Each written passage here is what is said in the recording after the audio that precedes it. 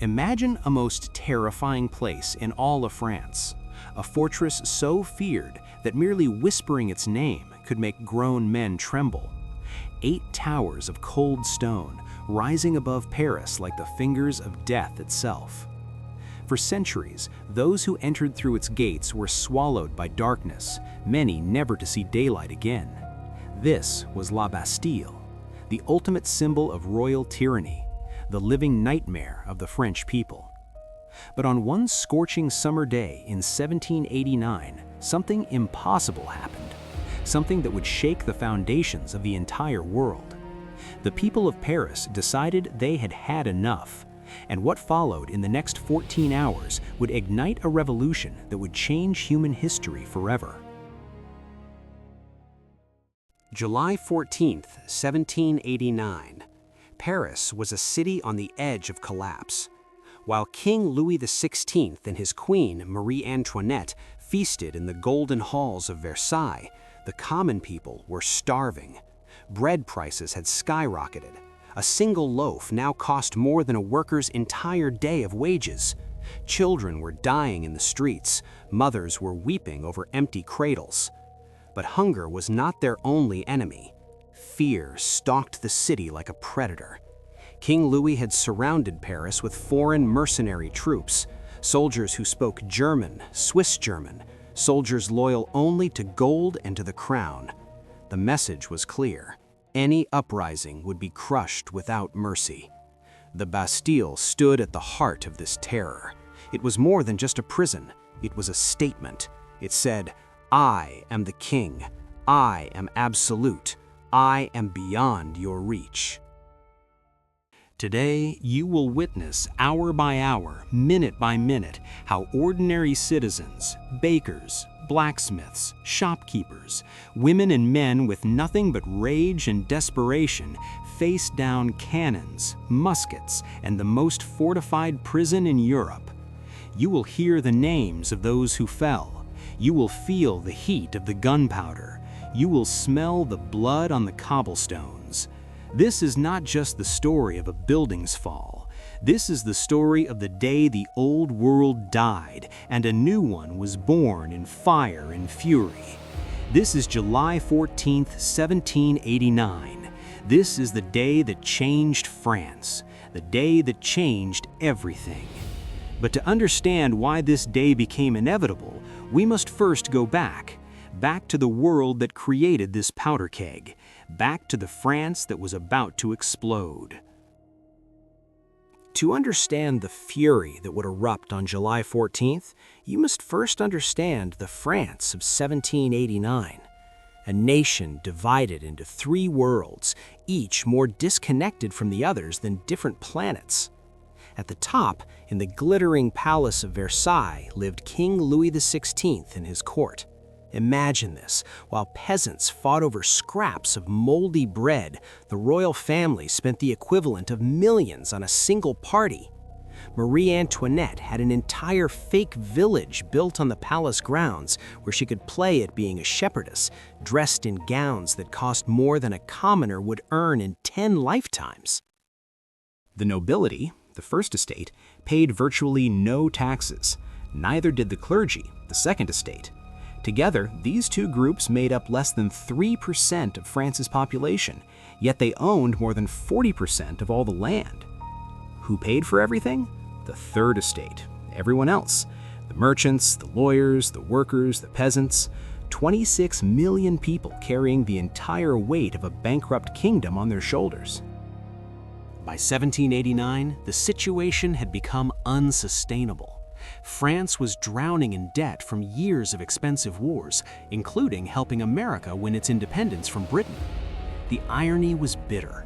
France had helped birth American freedom while crushing its own people under an iron fist.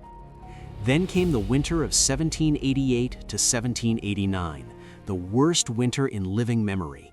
The Seine River froze solid, crops failed across the country. By spring, bread riots were breaking out in cities and villages. People were eating grass, bark, anything they could find. In Paris, the tension was suffocating. The city's population had swelled to over 600,000 people, many of them refugees from the starving countryside. They packed into dark, filthy neighborhoods where disease spread like wildfire. The streets stank of human waste and desperation. Walk through Paris in July 1789, and what would you see? Skeletal children begging, women fainting from hunger, men with eyes that had lost all hope, replaced by something far more dangerous: rage. What would you hear? The constant rumble of angry voices, whispers of conspiracy, rumors that the king was planning a massacre, that foreign troops were coming to slaughter French citizens in their beds. What would you smell? Rotting garbage, unwashed bodies, fear, the metallic scent of coming violence. King Louis XVI was not a monster. In fact, that was part of the problem. He was a kind man, a loving father, someone who genuinely cared about his people. But he was also weak, indecisive, trapped between his conscience and the demands of an ancient system he barely understood. Louis was 20 years old when he became king. He preferred making locks, yes, locks, as a hobby, to making decisions. While his kingdom crumbled, he retreated into his workshops, tinkering with metal and mechanisms, perhaps wishing he could fix France as easily as he could fix a broken lock. But he couldn't, and he knew it. Marie Antoinette, his Austrian-born queen, was perhaps the most hated woman in France. Whether she actually said, "Let them eat cake," when told the people had no bread, probably not. It didn't matter. The people believed she said it. They believed she was a foreign serpent, bleeding France dry with her extravagance while they starved. The truth was more complex. Marie Antoinette was trapped too, a woman in a world that gave her no real power, but demanded she play the role of perfect queen, a role she was spectacularly failing at. But the real protagonists of our story were not kings or queens. They were people whose names history has mostly forgotten. There was Stanislas Marie Maillard, a young garde française, one of the French guards who would soon turn against their king. There was Pierre-Augustin Hulin, a former soldier who now sold champagne but remembered how to fight. There was a washerwoman named Marie Charpentier, who would climb the Bastille's walls with a pike in her hands. These were ordinary people, desperate people, people who had nothing left to lose. And then there was Bernard René Jourdan de Launay, the Marquis de Launay, governor of the Bastille, a career soldier. Born in the fortress itself, his father had been governor before him.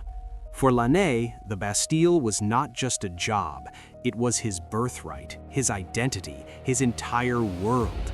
He was a loyal servant of the crown, a man who believed in order, in hierarchy, in the divine right of kings.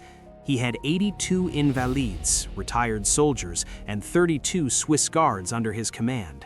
He had cannons, he had walls 15 feet thick, he had centuries of tradition on his side. What he didn't have was any understanding of what was about to hit him. On July 13th, the day before our story reaches its climax, Launay received troubling reports. Crowds were gathering, arms were being distributed. Something was building in the streets of Paris, something ugly and unstoppable. He ordered his men to pull the cannons to the top of the towers. He had the drawbridges raised. He stockpiled gunpowder and bullets. He believed his fortress was impregnable. He was about to learn how wrong a man can be. July 14th, 1789 dawned hot and cloudless. Paris woke to whispers of betrayal and rumors of salvation. The king had dismissed Jacques Necker, the only minister the people trusted, the only man trying to save France from bankruptcy. This dismissal felt like a declaration of war. By mid-morning, church bells across Paris were ringing, not in celebration, in alarm. The revolution was no longer coming, it had arrived.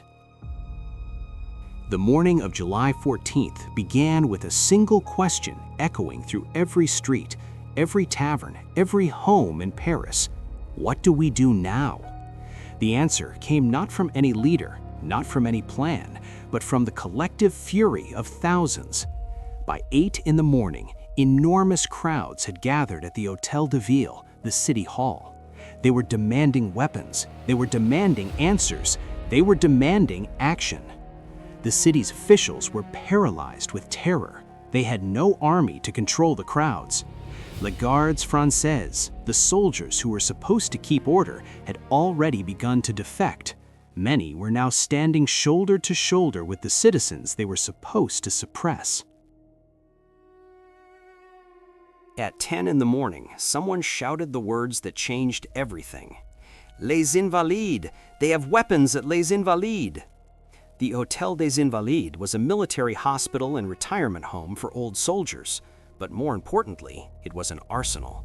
And suddenly, thousands of Parisians were running toward it like a river breaking through a dam. Governor de Launay, the man in charge, stood at the gates watching this human tsunami approach. He had perhaps 100 men. The crowd numbered in the tens of thousands. He made the only rational decision he could make. He surrendered without firing a single shot. What happened next was organized chaos. The crowd flooded into the Invalides like water into a sinking ship. They seized 28,000 muskets. They took 20 cannons. They grabbed swords, pistols, pikes, anything that could kill. But there was a problem, a critical problem that would drive everything that followed. They found almost no gunpowder. A few barrels, barely enough for a few volleys. What good were 28,000 muskets without powder to fire them? Someone in that crowd, history doesn't record who, shouted the answer. The Bastille! There are tons of powder at the Bastille! The crowd in the courtyard was slaughtered. Men, women, young and old, cut down by musket fire from above. They tried to run back through the outer drawbridge, but the narrow passage created a bottleneck. People were crushed, trampled, shot in the back as they fled. Within minutes, nearly 100 people were dead or dying. The cobblestones were slick with blood. The air was thick with the smell of gunpowder and death. This should have been the end. This should have been the moment the crowd broke, scattered, went home defeated. But something else happened. Something Launay had not anticipated. Something that would doom him. Word of the massacre spread through Paris in minutes, and it reached the barracks of the Garde Française. These were professional soldiers, men who knew how to fight, how to lead, how to turn a mob into an army. Two sergeants, Pierre-Augustin Hulin and Elie, made a decision that would echo through history. They were Frenchmen first, soldiers second. They would not stand by while their fellow citizens were murdered. They commandeered 5 cannons from Les Invalides. They rallied 60 of their fellow guards, and at 3 in the afternoon, they arrived at the Bastille ready for war. The crowd, seeing uniformed soldiers with artillery on their side, found their courage again. The panicked retreat became a rallied assault. They were no longer just a mob. They were becoming an army. Hulin and Elie positioned their cannons to fire directly at the second drawbridge. They organized the crowd into something resembling military units. They sent sharpshooters to nearby buildings to fire down on the fortress walls. Inside the Bastille, Launay watched this transformation with growing horror. His Invalides were already demoralized by the bloodshed. Many had never wanted to fire in the first place. Now they saw professional soldiers preparing to bombard them with artillery. Launay gathered his officers. The conversation was desperate.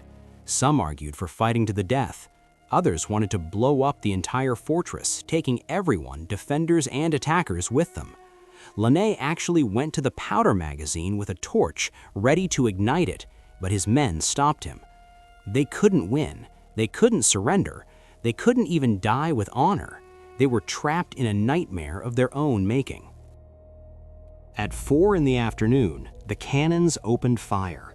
The sound was deafening. Cannonballs slammed into the second drawbridge, splintering wood, snapping chains. The Bastille, the unconquerable fortress, the symbol of royal might, was under siege by its own people. And inside those ancient walls, Marquis de Launay realized the horrible truth. He had already lost. The only question now was how many more would die before the end came. The final act was about to begin, and it would be written in blood and fire. 4 o'clock in the afternoon, the cannons roared again and again. Each blast sent shockwaves through the streets of Paris. People blocks away could feel the ground shake beneath their feet. Boom! The second drawbridge shuddered. Boom! Chains screamed under the stress. Boom! Wood splintered and cracked. Inside the Bastille, Launay's men were in chaos. The invalids were old soldiers, yes, but they were old. They had survived wars, survived wounds, survived decades of hardship. They had not survived all of that just to die defending an empty prison for a king who had abandoned them. One of the Swiss guards approached Launay. His voice was steady, but his eyes betrayed his fear. "Sir, we cannot hold. We must surrender. We must negotiate terms before they break through and slaughter us all." Launay looked at him, then at the other men.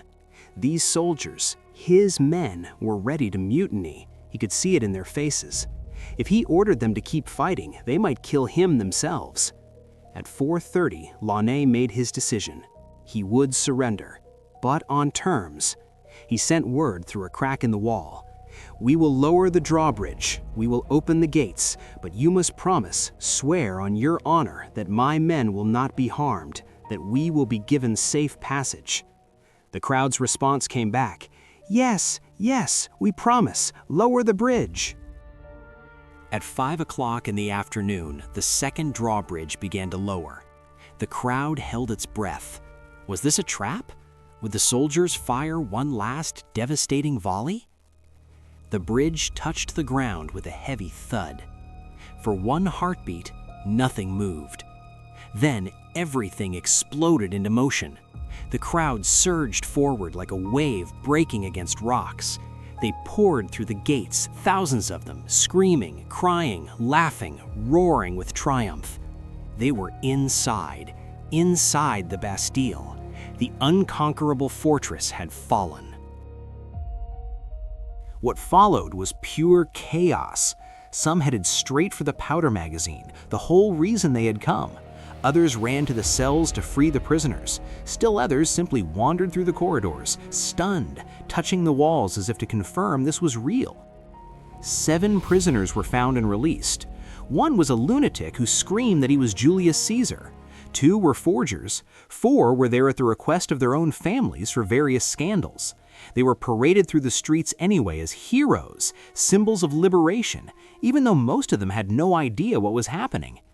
But the crowd didn't care about the prisoners, not really. They cared about the symbol. They were standing inside the belly of the beast, and the beast was dead. Marquis de Launay tried to walk out peacefully, surrounded by his captors, trusting in the promise that had been made, safe passage, no harm. But promises made to a mob are written in smoke.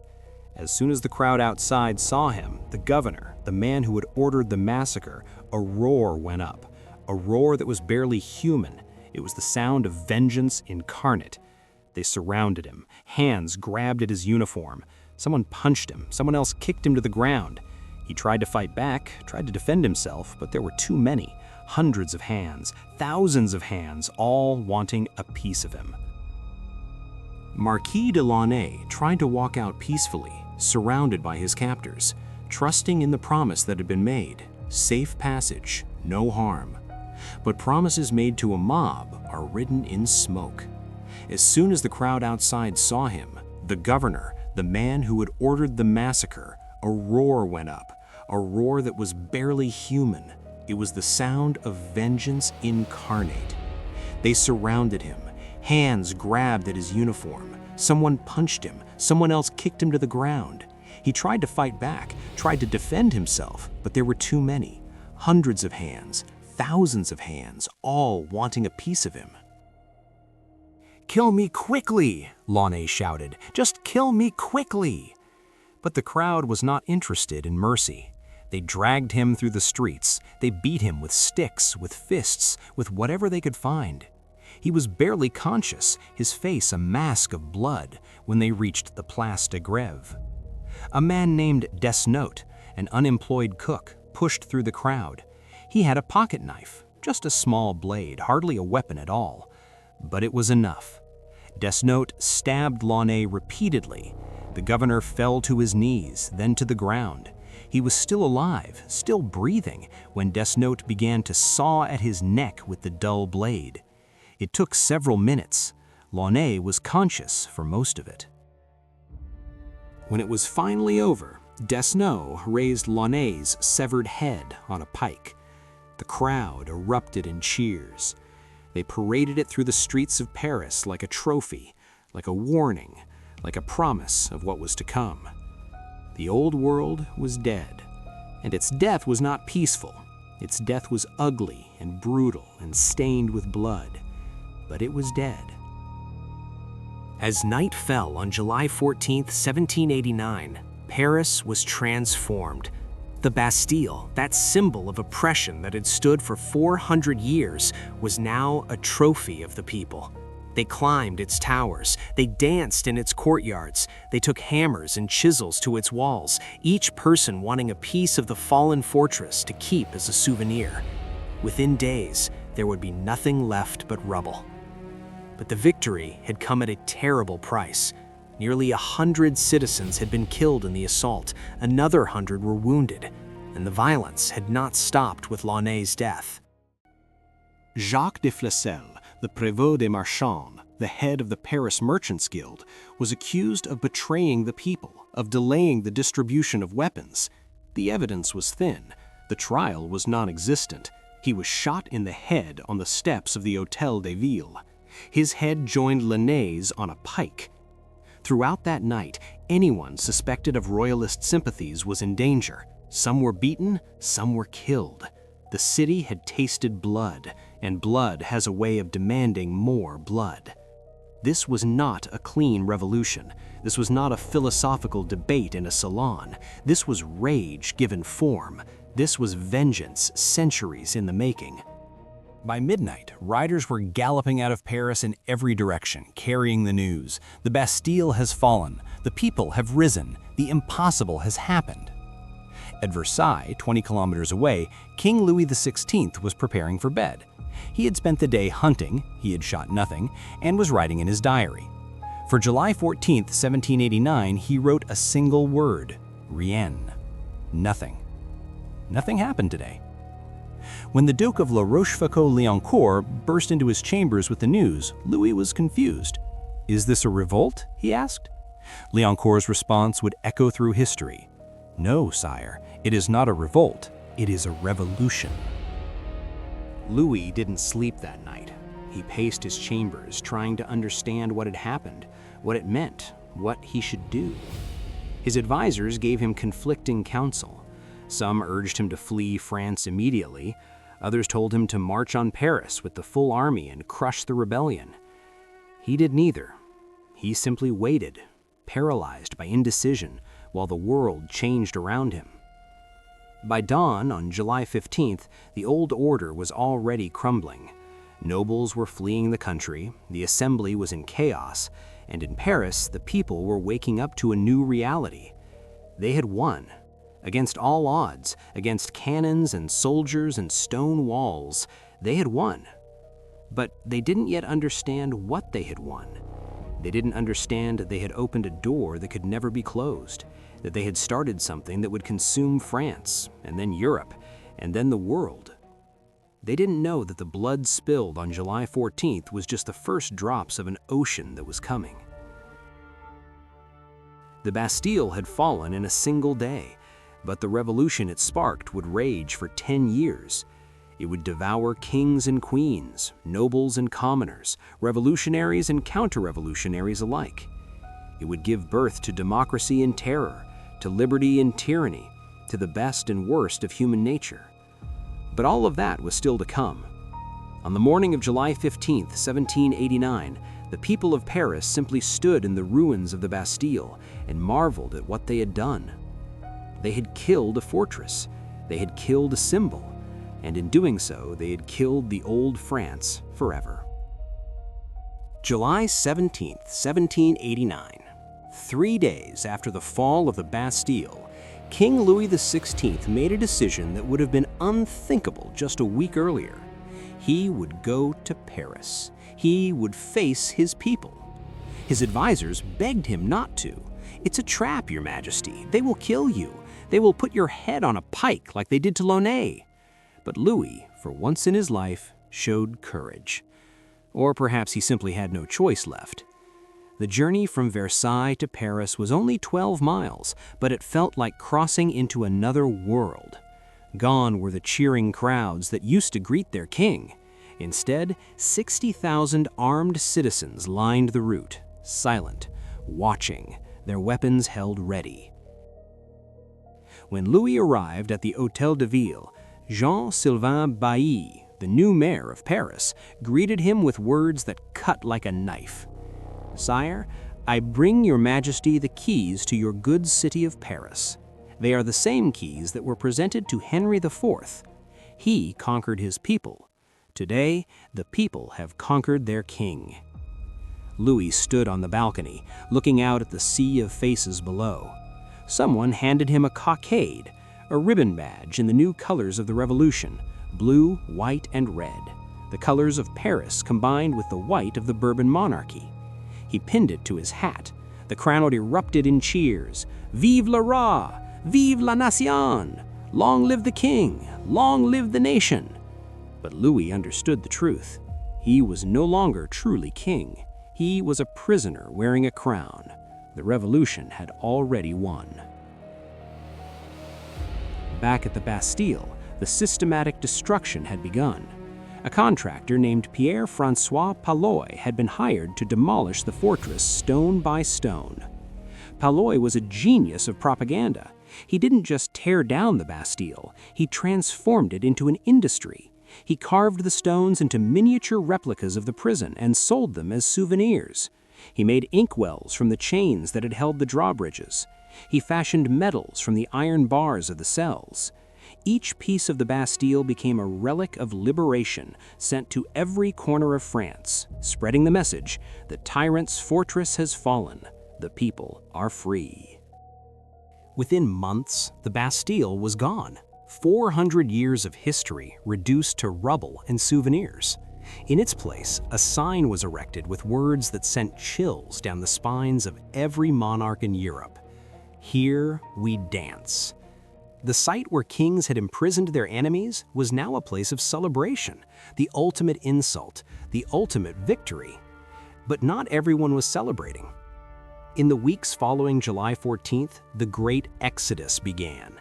The émigrés, noble families fleeing France, streamed across the borders into Belgium, Germany, Switzerland, anywhere they could find refuge. The Count of Artois, the king's own brother, was among the first to flee. He left behind his palaces, his wealth, everything, taking only what he could carry. "I would rather earn my bread as a laborer in Vienna," he said, "than be butchered by the mob in Paris." Thousands followed, dukes, marquises, counts, ladies of the court. They watched from across the Rhine as their world burned, and they began to plot their revenge. Marie Antoinette understood before Louis did that everything had changed forever. On the night of July 14th, she gathered her children and her most trusted servants. "Pack only what you can carry," she told them. "We may need to flee at any moment." But they didn't flee, not yet. Instead, they stayed at Versailles, prisoners in their own palace, watching as their power evaporated like morning mist. Marie Antoinette's hair, famously blonde, began to turn white, not over years, but over weeks. Stress, fear, and the realization that her life as she knew it was over. She was only 33 years old, but she looked ancient. July 14th was not an isolated event. It was a spark that ignited a wildfire across France. Within days, similar uprisings erupted in Bordeaux, Lyon, Marseille, Strasbourg. Every city with a royal fortress saw crowds demanding its surrender or destruction. Every symbol of the old regime became a target. This period became known as La Grande Peur, the Great Fear. Rumors spread that the nobility was sending armed bands to massacre peasants. In response, peasants armed themselves and began burning chateaux, destroying feudal documents that bound them to servitude, attacking anyone they perceived as an enemy of the people.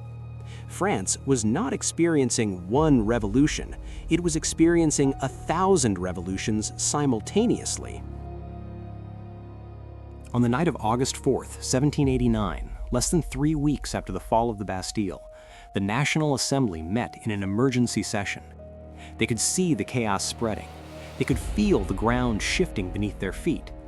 And in one extraordinary, frenzied night, they did the unthinkable.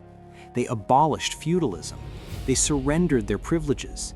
Nobles stood up one after another, renouncing their special rights, their exemptions from taxes, their ancient powers. Some did it out of genuine conviction. Others did it out of terror, hoping that sacrifice might save their necks. Either way, the result was the same.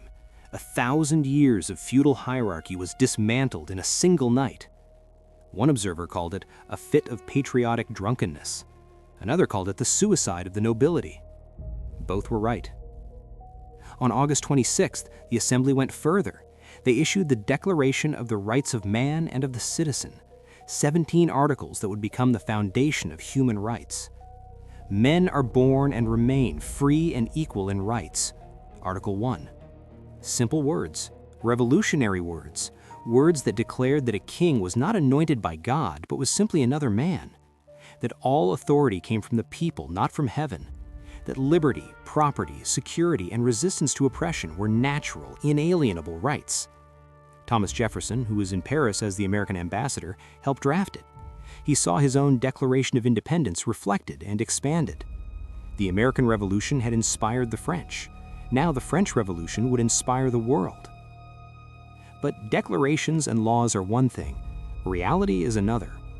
Paris in the late summer of 1789 was a city balanced on a knife's edge. Food was still scarce, violence was still common. Every day brought new rumors of conspiracies, of counter-revolutionary plots, of impending invasions. The National Guard was formed to keep order, a citizen militia commanded by the Marquis de Lafayette, the hero who had fought for American independence. They wore the tricolor cockade. They swore to protect the revolution, but even they couldn't control the chaos entirely. On October 5th, another eruption. This time it was the women of Paris, market women, working women, mothers who couldn't feed their children, who decided they had had enough. 6,000 of them marched to Versailles in the rain, a 12-mile walk, demanding bread and demanding that the king return to Paris where they could watch him. They were armed with pikes, with kitchen knives, with clubs. They were soaked to the skin and furious. They surrounded the palace, broke through the gates, killed 2 of the royal guards, and nearly reached Marie Antoinette's chambers before she fled. The next day, Louis and his family were escorted back to Paris, not as monarchs returning to their capital, but as prisoners being delivered to their jailers. The crowd sang as they marched, "We're bringing back the baker, the baker's wife, and the baker's boy," as if the king were nothing more than a source of bread. Louis XVI, Marie Antoinette, and their children were installed in the Tuileries Palace in the heart of Paris. Guards were posted at every door. Citizens watched the windows constantly. The message was clear: you will not escape. You will not plot against us. You are ours now. And still, Louis didn't fully grasp what had happened. He still believed he could negotiate, could compromise, could somehow restore order and regain his authority. He didn't understand that the fall of the Bastille had been a point of no return, that the revolution, once started, could not be reasoned with or controlled. It had a momentum of its own, a logic of its own, a hunger that would not be satisfied until it had consumed everything. By the end of 1789, France was unrecognizable from what it had been just 6 months earlier. The Bastille was rubble, feudalism was abolished, the king was a captive, the nobility was scattered, the church's lands were being seized, the entire social order had been turned upside down. And the world watched in a mixture of horror and fascination. Monarchs across Europe trembled. Could it happen to them? Could their own people rise up and drag them from their thrones? The answer, as the next decade would prove, was yes. The fall of the Bastille was not just a French story. It was the beginning of a new age. An age where the old certainties, divine right, social hierarchy, absolute monarchy were no longer certain at all. An age where people understood for the first time in centuries that they had power, that they could change the world. And that understanding, once born, could never be killed. The fall of the Bastille on July 14, 1789, was the beginning. What followed was 10 years of revolution that would tear France apart and reshape the entire world.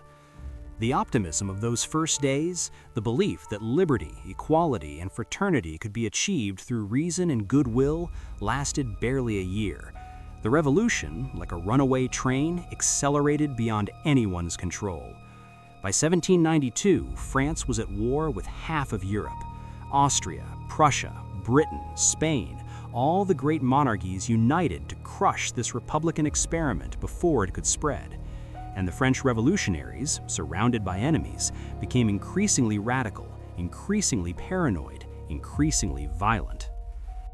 On January 21, 1793, Louis XVI, the man who had tried to be a good king, who had loved locks more than politics, who had written nothing in his diary on the day the Bastille fell, was executed by guillotine in what was now called the Place de la Révolution.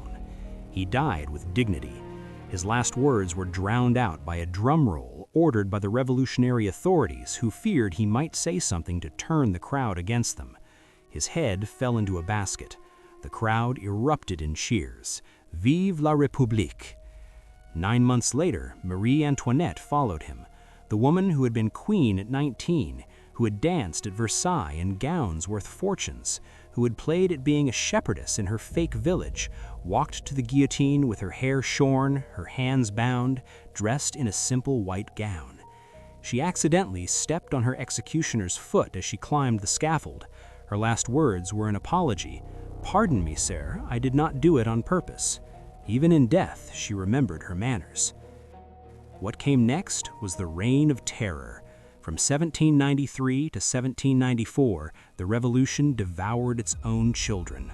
Maximilien Robespierre and the Committee of Public Safety declared that terror was necessary to protect the revolution from its enemies. The guillotine worked day and night. 40,000 people were executed. Nobles, priests, merchants, peasants, revolutionaries who weren't revolutionary enough, anyone could be accused, tried in minutes, and dead by sunset. The people who had stormed the Bastille to end tyranny had created a new tyranny, more efficient and more deadly than anything the kings had ever managed. Robespierre himself, the incorruptible, the man who had orchestrated the terror, finally fell. On July 28, 1794, almost exactly 5 years after the fall of the Bastille, he was guillotined. The crowd that watched him die was the same crowd that had once cheered his speeches. Revolution has no loyalty, no memory, no gratitude. From the chaos emerged a young artillery officer named Napoleon Bonaparte. He promised order. He promised glory. He promised to export the revolution's ideals across Europe, at gunpoint if necessary. For 15 years, Napoleon conquered almost all of Europe. He crowned himself emperor. A revolution against monarchy had produced a new emperor. The irony was lost on no one. But the ideas unleashed on July 14, 1789 could not be conquered. Even as Napoleon's armies marched, they carried with them the Code Napoleon, a legal system based on revolutionary principles of equality before the law, religious tolerance, and civil rights. The old order in Europe was shattered. Even when Napoleon finally fell in 1815, even when the monarchies were restored, the world had changed forever. The people had tasted power. They had seen kings bleed like ordinary men. That knowledge could not be erased. The fall of the Bastille sent shockwaves that are still felt today. In Latin America, revolutionaries like Simón Bolívar and José de San Martín looked to France and saw that empires could fall, that colonies could become nations. Within 30 years, almost all of South and Central America had won independence from Spain and Portugal. In 1848, a wave of revolutions swept across Europe. Paris, Vienna, Berlin, Milan, Prague. They were inspired by the same ideas that had driven the crowd to storm the Bastille: liberty, equality, democracy, national self-determination. Most failed in the short term, but the seeds were planted. The American Civil War, the abolition of slavery, the rise of labor movements, women's suffrage, the end of colonialism, the civil rights movement, all of these can trace their intellectual lineage back to the principles declared in the wake of July 14, 1789. The Bastille is gone. The kings are gone. The old world is gone. But the spirit of July 14th remains. The spirit that says, when power becomes tyranny, resistance becomes duty. When walls become prisons, walls can be torn down. When the impossible becomes necessary, the impossible becomes inevitable. That's the true legacy of the fall of the Bastille. Not the violence, not the terror, not even the revolution itself, but the idea, the dangerous, beautiful, eternal idea that ordinary people have the power to change the world. And sometimes all it takes is one day, one moment, one decision to say no more. July 14th, 1789, the day a fortress fell, the day the old world died, the day that changed France and changed everything.